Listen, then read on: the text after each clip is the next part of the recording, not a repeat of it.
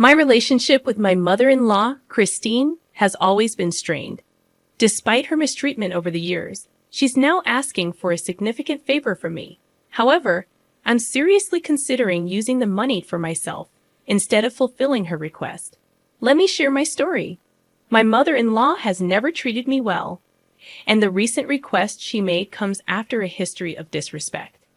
Even though she urged me to talk about my concerns before bidding me goodnight yesterday, she had called me a murderer among other hurtful things just a few days ago. She even told my daughter that she was good for nothing. I'm a 33-year-old woman who lost my husband in an accident 2 months ago, which was a profound shock for me and my children. Despite the challenges, I focused on supporting my kids. This led me to the decision to let Christine live with us after Ian's death, even though our relationship had never been positive. Christine and I never got along, and my late husband would attribute it to common behavior among mothers. I kept many of our conflicts hidden from him to avoid upsetting him. However, Christine's animosity towards me was apparent. She attempted to kick me out of the house multiple times and threatened to take my children away, claiming I wasn't fit to be a mother. Despite my efforts to be a perfect daughter-in-law, Christine continued to dislike me for irrational reasons. I eventually accepted that nothing would change her opinion, and I chose to ignore her petty and unreasonable behavior. Unfortunately, Christine's health deteriorated, and my biggest fear shifted from preserving my marriage to losing it. She had moved in 8 months before Ian's death, and during that time, she would complain to him and plant unfounded thoughts in his mind. Although those arguments are in the past, the memories linger, especially the ones involving my son Adam. My eldest, Adam, easily saw through Christine's manipulations and grew to dislike her. I discovered him arguing with her on multiple occasions, and he expressed his desire for her not to live with us anymore. I didn't intervene, as I was relieved that Adam saw the truth and was wise enough to shield his younger sisters from Christine's influence. After Ian's death and the funeral, the tensions persist, and now, faced with a hefty request from Christine, I'm contemplating redirecting the funds for my own well-being. Initially, I made the decision to ask Christine to move out, overwhelmed by the financial strain and the added responsibility of supporting another person. However, practicalities forced me to reconsider. Paying for a nurse to be with her in her own apartment was costly, and Ian had been opposed to the idea of placing her in an elderly home. Despite the challenges posed by Christine's presence, she did contribute by helping with cleaning and cooking, the latter being a point of contention as she claimed I was lacking in the kitchen. While it was irksome at first, I eventually let her take charge of the cooking, making my life more predictable. My routine involved enduring insults about my cooking and cleaning skills, consoling my children after Christine's outbursts, attempting to calm down my son Adam, and ending the day with a stress-induced headache. However, things took an unexpected turn when a lawyer visited me 6 days ago in response to our previous phone conversations. Desperate for cash, I had hoped for assets to sell or leverage. My financial worries seemed to dissipate when I inherited a significant amount from Ian. This windfall offered a lifeline, enabling me to support my family, avoid transferring my girls to another school, and even pursue my dream of starting a catering business. Excitedly, I shared the news with Adam, who, despite his joy, insisted on taking a gap year. Although I refrained from pressing the issue, I cautioned him not to disclose the newfound wealth.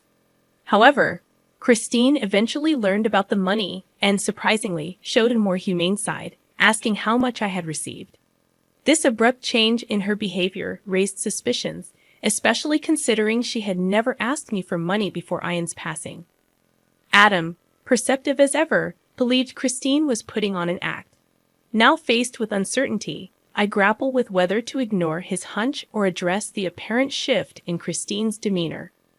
The idea of confronting her about the sudden interest in the money crossed my mind, but instead, I considered the option of moving her back to her house and resuming the expense of hiring a nurse. It begged the question, was this a prudent use of money? This decision came shortly after my recent windfall. Adam's insight about his grandmother proved accurate. It became evident that her primary concern was the money Ian had left in his will. Consequently, I made the difficult decision to cut her off from the family, knowing well that dealing with Christine was never an easy task. When I broached the subject of her moving out, explaining that it was better for both me and the children, and that she could receive the care she apparently needed from a nurse, Christine initially resisted. She expressed her contentment living with me. Despite a brief argument during the second discussion, I decided to drop the matter, considering her recent tolerable behavior. However, my trust in her was shattered when I went out 4 days ago. Engaging in the initial steps of establishing my catering business, I received a request to prepare homemade snacks for an acquaintance. Upon returning home with supplies, I discovered my bedroom in disarray.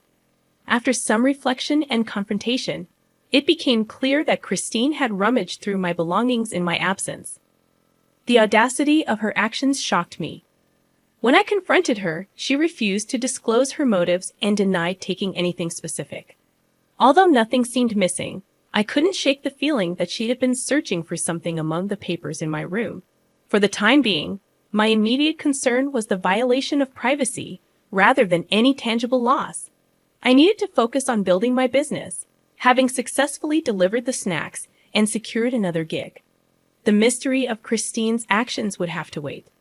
Contemplating ways to promote my cooking venture, I decided to create business cards to distribute among neighbors and even my children. However, my focus shifted back to the challenge of persuading Christine to move out. I approached her once again yesterday, expressing my need for personal space to concentrate on turning my cooking into a profitable venture. Unexpectedly, Christine resisted, offering to assist with my cooking. Despite declining her help, she became agitated. She presented me with two options, either letting her stay and help or allowing her to remain and be a constant annoyance. It became evident that removing my mother-in-law from the house would be no easy task. My determination to evict her intensified after a conversation with my youngest daughter, Susie. Adam, who usually picked her up from school, had something to attend to that day. Susie questioned why I wanted Christine out, revealing that Christine had been feeding her lies, claiming I hated her and wanted nothing to do with her. Susie expressed disappointment, insisting that her grandmother needed care and family time. Despite assuring Susie that Christine was merely joking, inwardly, I was seething.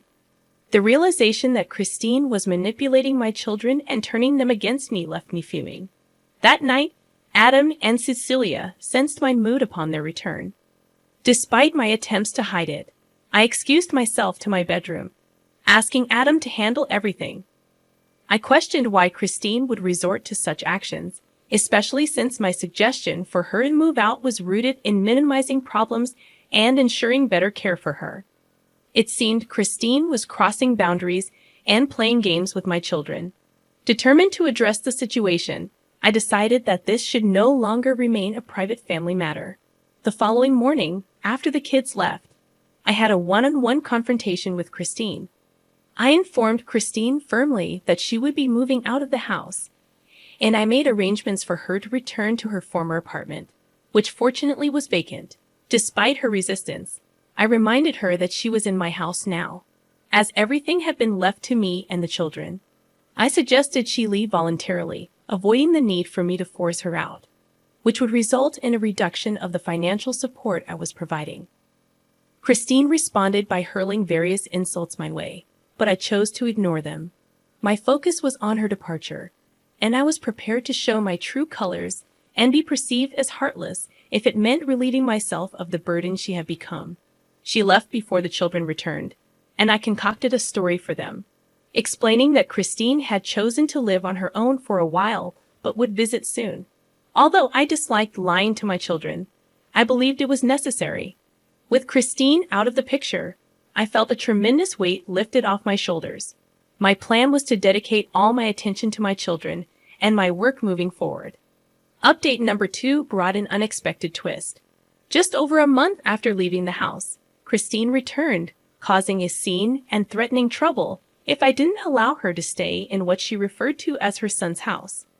To avoid further disturbance, I let her inside with the intention of understanding her motives. Christine asserted that she was here to stay and that no threats would force her out. Then she dropped a bombshell.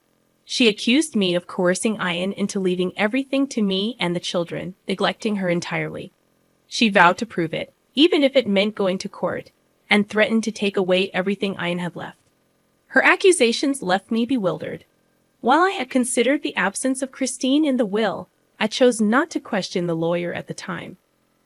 Ian must have had his reasons for excluding his mother. Perhaps he didn't anticipate her outliving him, especially given her health condition. Nevertheless, I recognized that nothing could be altered in the will, and my empathy was proving challenging for my own well-being. I reluctantly allowed Christine to stay the night, assuring myself that her departure would be ensured the next day. My son, though unhappy with my decision, eased up when I explained that Christine's stay was only temporary. In contrast, Cecilia and Susie were delighted to see their grandmother. However, my reservations persisted, recognizing that Christine, despite her familial connection, lacked the qualities of a positive role model or a genuinely good person. The following morning, I was confronted with a heated argument between Christine and Adam. My daughters looked frightened, prompting me to intervene. Upon inquiry, I discovered that Christine was questioning Cecilia about Ian's will. Adam, who overheard them, intervened and told Christine to cease her line of questioning.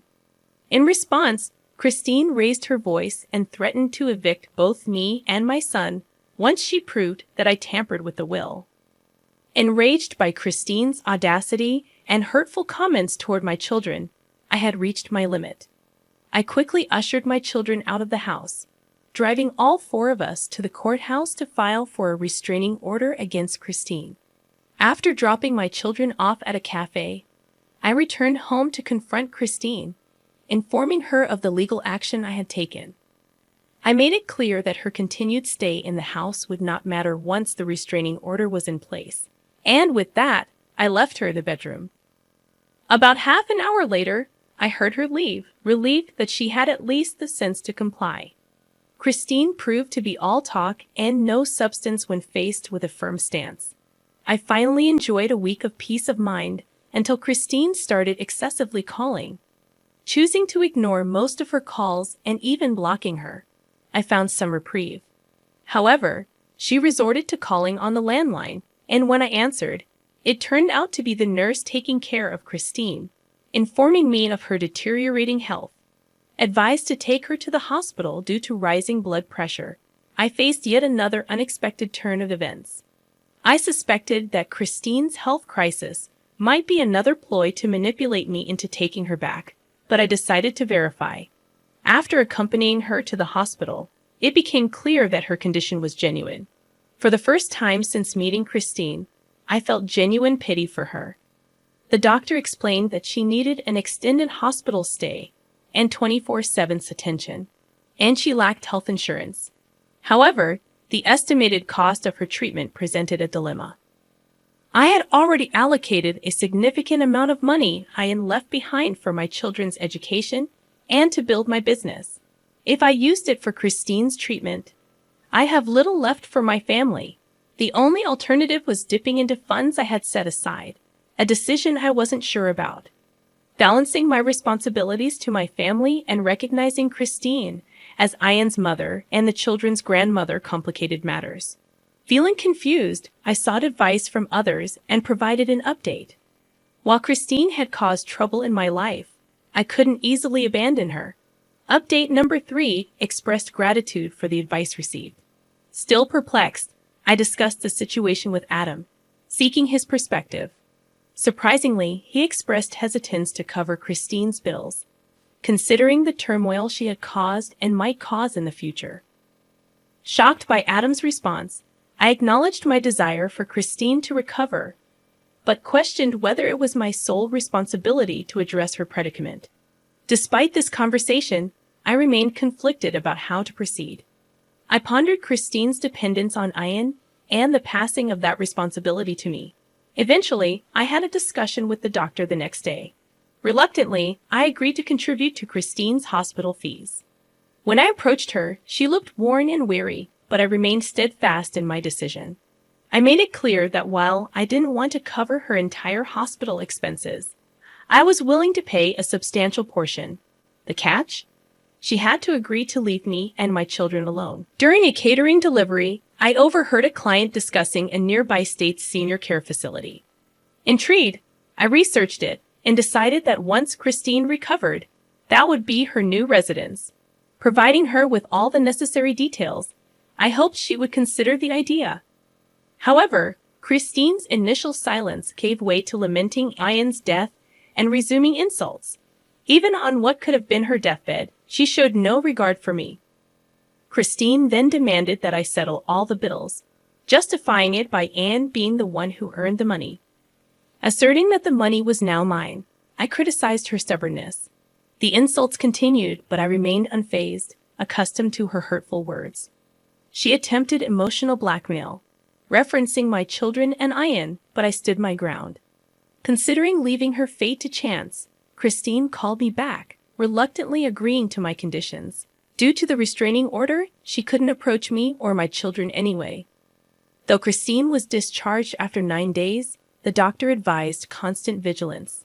For a week, she stayed with me and the children, and when the arrangements for her departure were finalized, she left without incident. I experienced a twinge of guilt, noticing a hint of sadness in Christine's eyes as she departed. Yet, I remained resolute in my decision. It was too late to turn back now. Nearly 2 decades into my marriage, Christine chose to treat us as a family only now. For once, her emotions were no longer my concern. Ensuring Christine received the remaining deposit intended for her landlord, initially allocated for a month's stay, I encouraged her to keep the money for emergencies. I also took on the responsibility of managing her finances, severing any further ties. When I inquired about the possibility of visits, Christine responded with a malicious laugh and a curt refusal. I found her answer satisfactory, needing only to concoct a suitable excuse when my children inevitably asked about their grandmother. Surprisingly, they didn't, and the weeks without Christine's presence were peaceful. I recently checked in on her, a gesture out to Ian, and learned she was not unwell. Adam, seeking guidance on his college plans, had indicated that he needed to figure things out. As someone who didn't follow the traditional college path, I found myself uncertain about advising him. On a positive note, my mini catering business thrived, bringing happiness to me and my children. With the hope of avoiding serious obstacles in the future, we continued our journey. The comments received from the previous story indicated a lack of satisfaction with how I handled the situation. Many expressed the wish that I had cut off all contact without extending assistance, even though I had established ground rules before agreeing to cover part of Christine's hospital expenses. I'm interested in hearing your thoughts on this matter.